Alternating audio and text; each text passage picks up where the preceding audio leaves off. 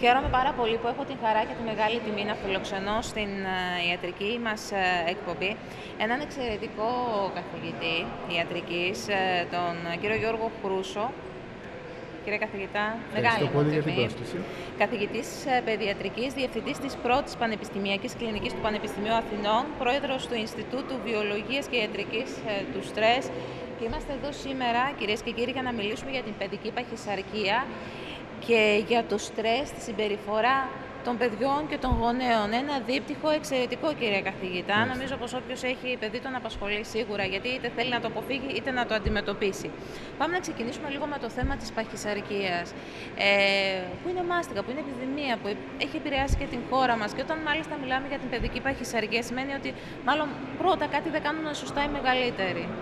Κοιτάξτε, έχουμε φτάσει στην Ελλάδα περίπου 30% των παιδιών να είναι ή παχύσαρκα ή υπέρβαρα. Μελέτες που έχουν γίνει σε σχολεία, δημόσια σχολεία, το δείχνουν αυτό ξεκάθαρα. Αυτό φέρνει την Ελλάδα πολύ ψηλά, σαν χώρα παιδικής παχυσαρκίας.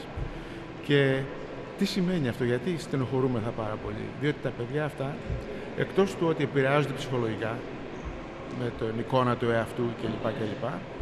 Αργότερα θα έχουν πολλά ιατρικά προβλήματα. Δηλαδή αυτά που τώρα έρχονται στα 50 και στα 60 θα έρχονται στα 30. Τι είναι αυτά? Υπέρταση, διαβήτης τύπου 2, αντίσταση στην ινσουλίνη, όλα αυτά τα προβλήματα που βασικά βραχύνουν τη ζωή μας. Θα χρειαστούν νοσηλεία και φάρμακα πάρα πολύ νωρίς στη ζωή τους. Και μην ξεχνάμε και τα καρδιολογικά θέματα, χολυστερίνη, παιδική χολυστερίνη, τα πάντα. Ξέρετε, κύριε καθηγητά, εμείς έχουμε και λίγο την ελληνική ιδιοσυγκρασία που όταν βλέπουμε ένα στρουμπουλό και παχουλό παιδάκι χαιρόμαστε, γιατί το θεωρούμε ότι σφίζει από ζωή και υγεία. Είναι λίγο λανθασμένη αυτή η εικόνα. Είναι το κατοχικό σύνδρομο. Ή αυτό γινόταν παλιά όταν δεν υπήρχε τροφή αρκετή. Οπότε, άμα έβλεπες κάποιον που ήταν πολύ αδύνατος, έλεγες αυτός δεν είναι υγιής. Ενώ ένας άλλος υπέρβαρος, για αυτός φαίνεται υγιής. Δεν είναι έτσι όμως τώρα που ξέρουμε ότι και η υπερβαρότητα και η παχυσαρκία, δηλαδή όταν υπερβούμε έναν αριθμό μάζας, δίκτυου μάζας σώματος, πάνω από ένα σημείο αρχίζουν τα προβλήματα. Επειδή έχετε φοβερή εμπειρία πάνω στο θέμα, θέλω να δώσετε κάποιες συμβουλές στους γονείς. Τα παιδιά, πώς πρέπει, ποια είναι μια ωραία και σταθερή δίαιτα για τα παιδιά, τα οποία δεν θα μπορούν να αποφύγουν οπωσδήποτε και τη σοκολάτα και το γλυκάκι και την τούρτα και το παγωτό, θα πρέπει να το φάνε και αυτό μάλλον. Ακριβώς, θα το ποια φάνε. Είναι η χρυσή τομή? Κοιτάξτε, η χρυσή τομή είναι να μην τρώνε μεγάλες ποσότητες, να τρώνε κυρίως αυτό που λέγεται μεσογειακή δίαιτα, που σημαίνει μαγειρευτό φαγητό στο σπίτι, και επίσης να έχουν κάποιο πρόγραμμα άσκησης και σωστό ύπνο. Αν τα κάνουμε αυτά, σημαίνει να κοιμηθείς νωρίς, να ξυπνήσεις νωρίς και να κοιμηθείς αρκετά. Να μην χρειάζεται ξυπνητήρι για να ξυπνήσεις, να ξυπνήσεις αυτόματα. Και με ευεξία. Και με ευεξία. Λοιπόν, αν τα επιτύχει κάποιος αυτά, είναι σημαντικό. Τώρα, πώς μειώνεις το στρες? Εάν οι γονείς έχουν στρες στη δουλειά ή λόγω ανεργίας ή οτιδήποτε άλλο, αυτό έρχεται στο σπίτι. Μολονότι δεν μπορεί να μην του πεις του παιδιού τίποτα, λεκτικά, το καταλαβαίνει όμως το παιδί. Ξέρει αν οι γονείς του αισθάνονται άσχημα ή όχι.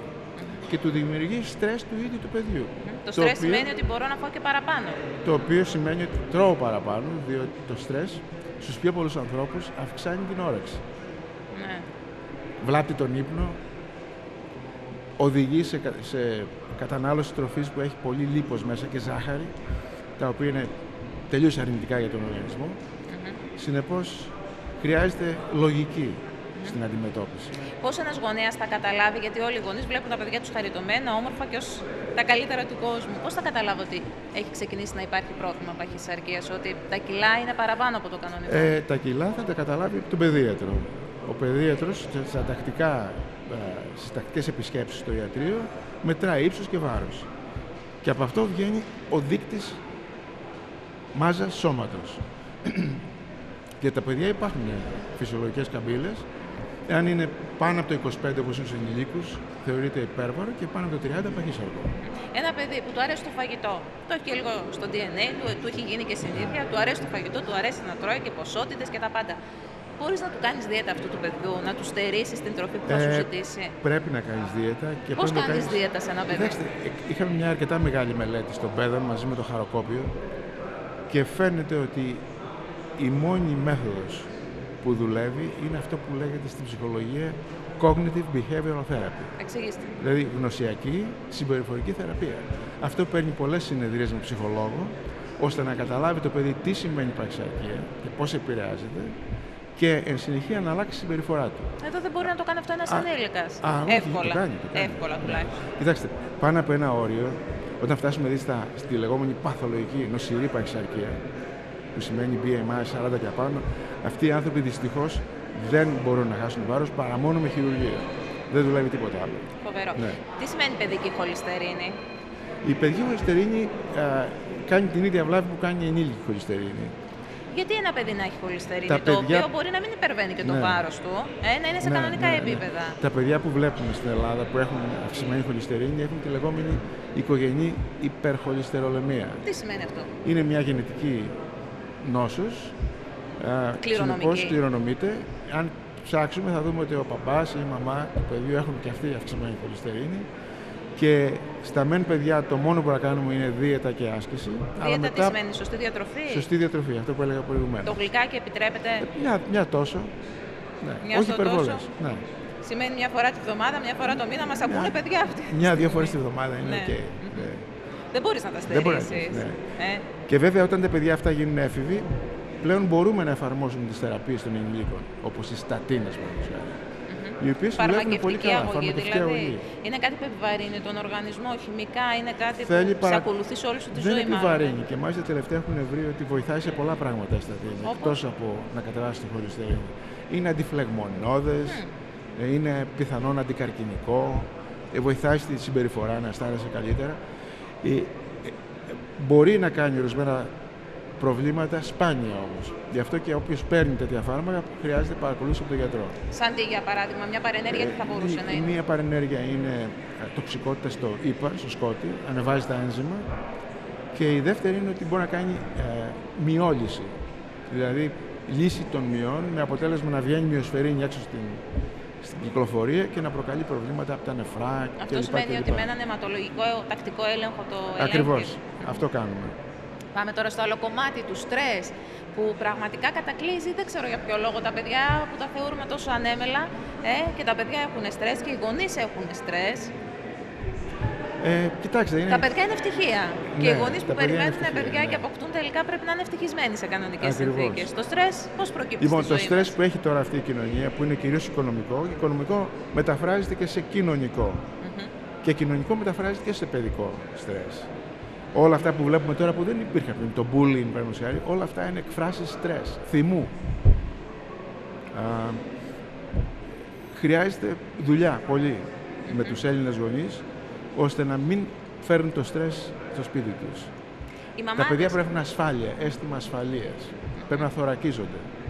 Πείτε μου, επιστημονικά τώρα, ένα καλό πρότυπο για να μεγαλώσει ένα παιδί σίγουρα είναι η αγάπη, η φροντίδα, το να αισθάνεται ασφάλεια ότι έχει ένα ωραίο σπίτι και δύο γονείς που το αγαπάνε. Ναι.